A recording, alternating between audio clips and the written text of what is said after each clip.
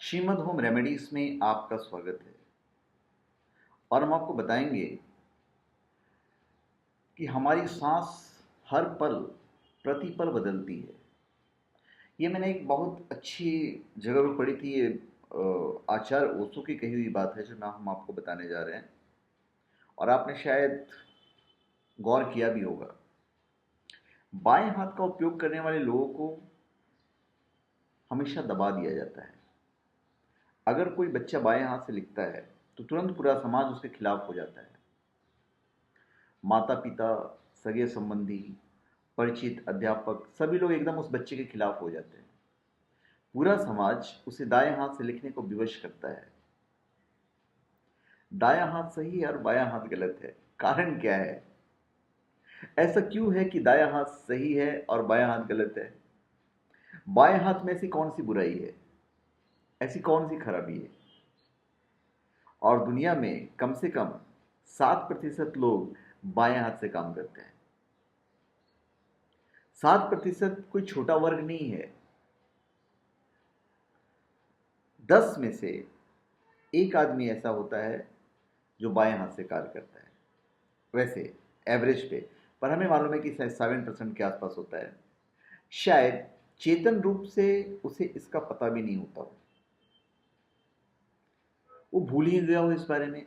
क्योंकि शुरू से ही समाज, घर परिवार, माता पिता बाएं हाथ से कार्य करने वाले को दाएं हाथ से कार्य करने के लिए मजबूर कर देते हैं। शुरुआती दौर में दायां हाथ सूर्य केंद्र से भीतर के पुरुष से जुड़ा हुआ है। बायां हाथ चंद्र केंद्र से भीतर की स्त्री से जुड़ा हुआ है। और पूरा का पूरा समाज पुरुष केंद्रित है। हमारा बायां नासापुट चंद्र केंद्र से जुड़ा हुआ है और दायां नासापुट सूर्य केंद्र से जुड़ा हुआ है। आप इसको आजमा कर देख सकते हो। जब कभी बहुत गर्मी लगे तो अपना दायां नासापुट बंद कर लेना और बाएं से श्वास लो, और 10 मिनट के भीतर ही आपको ऐसा लगेगा कि कोई अनजानी शीतलता आपको महसूस हो रही है। आप इसको प्रयोग करके देख सकते हो, ये बहुत ही आसान है। या फिर आप ठंड से कांप रहे हैं, बहुत सर्दी लग रही है, तो अपना बायां नासापुट पूरा बंद कर लीजिए और दाएं से श्वास लीजिए। 10 मिनट के भीतर आपको पसीना आने लगेगा। योग ने यह सब बात समझ ली और योगी कहते हैं कि योगी ऐसा करते भी हैं। प्रातः उठकर वे कभी दाएं नासापुट से श्वास नहीं लेते, क्योंकि अगर दाएं नासापुट से श्वास ली जाए तो अधिक संभावना इसी बात की है कि दिन में व्यक्ति क्रोधित होगा, लड़ेगा, झगड़ेगा, आक्रामक रहेगा, शांत और स्थिर नहीं रह सकेगा। इसलिए योग के अनुशासन में यह भी एक अनुशासन है कि सुबह उठते ही सबसे पहले व्यक्ति को यह देखना होता है कि उसका कौन सा नासापुट क्रियाशील है। अगर बायां क्रियाशील है तो ठीक है, वही ठीक क्षण होता है बिस्तर से बाहर आने का। अगर बायां नासापुट क्रियाशील नहीं है तो अपना दायां नासापुट बंद करना और बाएं से श्वास लेना। धीरे धीरे जब बायां नासापुट क्रियाशील हो जाए तभी बिस्तर से पांव और बाहर रखो। हमेशा सुबह उसी समय बिस्तर से बाहर आना आप, जब बायां नासापुट क्रियाशील हो, और तब आप पाओगे कि आपकी पूरी की पूरी दिनचर्या में अंतर आ गया है। आप कम क्रोधित होंगे, चिड़चिड़ाहट कम होगी और अधिकतर शांत, स्थिर और ठंडे अनुभव करेंगे। ध्यान में अधिक गहरे जा सकेंगे। अगर लड़ना झगड़ना चाहते हैं तो उसके लिए दायां नासापुट अच्छा है। अगर प्रेम पूर्ण रहना चाहते हैं तो उसके लिए बायां नासापुट एकदम ठीक है। और हमारी श्वास हर क्षण हर पल बदलती रहती है। आपने शायद कभी ध्यान नहीं दिया होगा, लेकिन इस पर ध्यान देना। आधुनिक चिकित्सा शास्त्र को इसे समझना पड़ेगा, क्योंकि रोगी के इलाज में इसका प्रयोग बहुत महत्वपूर्ण सिद्ध होता है। ऐसे बहुत से रोग, ऐसी बहुत सी बीमारियां हैं जिनके ठीक होने में चंद्र की मदद मिल सकती है, और ऐसे रोग भी हैं जिनके ठीक होने से सूर्य से मदद मिल सकती है। अगर इस बारे में ठीक से नहीं मालूम हो तो श्वास का उपयोग व्यक्ति के इलाज के लिए किया जा सकता है। तो इस बारे में जानकारी बहुत अच्छी होनी चाहिए। और सबसे पहले मैं आपको रिक्वेस्ट करता हूँ कि पूरा वीडियो देखिएगा कि मेरे हर लाइन में मैंने कुछ ना कुछ ज्ञान की चीज़ें कही हैं। लेकिन आधुनिक चिकित्सा शास्त्र भी अभी तक इस तथ्य को पहचान नहीं पाया है। श्वास निरंतर परिवर्तित होती रहती है। 40 मिनट तक एक नासापुट क्रियाशील रहता है, फिर 40 मिनट दूसरा नासापुट क्रियाशील रहता है। भीतर सूर्य और चंद्र निरंतर बदलते रहते हैं। हमारा पेंडुलम सूर्य से चंद्र की ओर और चंद्र से सूर्य की ओर आता जाता रहता है। इसलिए हमारी भावदशा अक्सर ही बदलती रहती है। कई बार अकस्मात चिड़चिड़ाहट होती है, बिना किसी कारण के, अकारण ही। बात कुछ भी नहीं है, सभी कुछ वैसा का वैसा है। उसी कमरे में बैठे हो, कुछ भी नहीं हुआ है, अचानक चिड़चिड़ाहट आने लगती है। तो उस वक्त आप थोड़ा ध्यान दीजिएगा। अपने हाथ को अपने नाक के निकट ले जाइए और उसे अनुभव कराना कि आपकी श्वास बाईं ओर से दाईं ओर चली गई होगी। आप देखना, आप देखो आप नाक सांस कहाँ से ले रहे हो। अभी थोड़ी देर पहले तो सब कुछ ठीक था और क्षण भर के बाद ही सभी कुछ बदल गया। कुछ भी अच्छा नहीं लग रहा है, बस लड़ने को, झगड़ने को और कुछ भी करने के लिए तैयार हो। ध्यान रखिए, हमारा पूरा शरीर दो भागों में विभक्त है। हमारा मस्तिष्क भी दो मस्तिष्कों में विभाजित है। हमारे पास एक मस्तिष्क नहीं, दो मस्तिष्क है, दो गोलार्ध है। बाईं ओर का मस्तिष्क इधर वाला सूर्य मस्तिष्क है और दाईं ओर का मस्तिष्क चंद्र मस्तिष्क है। आप थोड़ी उलझन में पड़ सकते हो, लेकिन ऐसे तो बाईं ओर सब कुछ चंद्र से संबंधित होता है, और फिर दाईं ओर से मस्तिष्क का चंद्र से क्या संबंध। दाईं ओर मस्तिष्क शरीर के बाएं हिस्से से जुड़ा हुआ है। बायां हाथ दाईं ओर के मस्तिष्क से जुड़ा हुआ है। बायां हाथ दाईं ओर के मस्तिष्क से जुड़ा हुआ है और दायां हाथ बाईं ओर के मस्तिष्क से जुड़ा हुआ है। यही कारण है वे एक दूसरे से उल्टे जुड़े हुए हैं।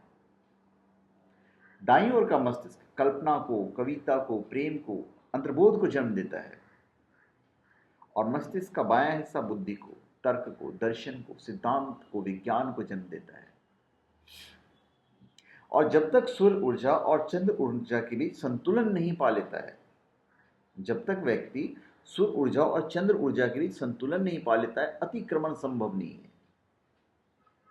और जब तक बायां मस्तिष्क दाएं मस्तिष्क से नहीं मिल जाता है, तो उनमें एक सेतु निर्मित नहीं हो पाता है। तब तक हम सहस्त्रसार तक पहुंचना संभव नहीं है। सहस्त्रसार तक पहुंचने के लिए दोनों ऊर्जाओं का एक हो जाना आवश्यक है, क्योंकि सहस्त्रसार परम शिखर है, आंतरिक बिंदु है। वहां ना तो पुरुष की तरफ पहुंचा जा सकता है, न ही वहां स्त्री की तरफ पहुंचा जा सकता है।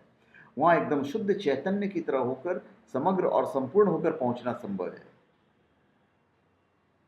पुरुष की काम वासना सूर्यगत है, स्त्री की काम वासना चंद्रगत है।